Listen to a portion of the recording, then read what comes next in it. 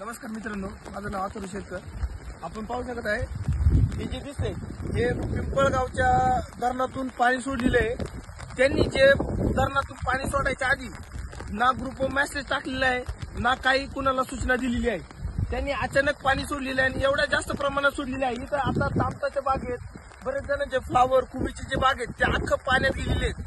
जी पाऊस 27-28 ला पाऊस येणार आहे याची माहिती ही आपल्याला 10-12 दिवस आधीच कळून जाते. शेतकऱ्यांना सांगितलं असतं का बाबा 27-28 ला पाऊस राहणार आहे.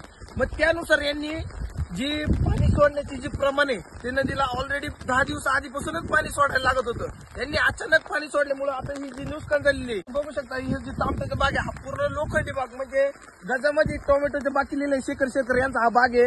हा पूर्ण जो आहे पुराच्या पाण्यात गेलेला आहे. 1 एकरचा प्लॉट आहे जवळ.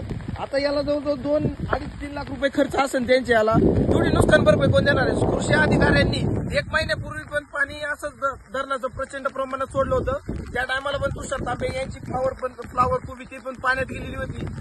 जे धरणाचे जे अधिकारी आहेत यांची साफसूफ म्हणजे यांची डायरेक्ट चूक आहे का? यांची पाणी सोडण्याच्या आधी हे सर्वांना सूचना करायला लागत होती का आम्ही पाणी सोडणार आहे किंवा काय. एखाद्या या एवढ्या पाण्याच्या प्रचंड वाहात एखादं वाहून गेलं माणूस तर त्याची पण कोण सांगणार आहे? आता कोण वाहून गेलं किंवा असन किंवा नसन, पण हे कोणाला समजणार आहे का?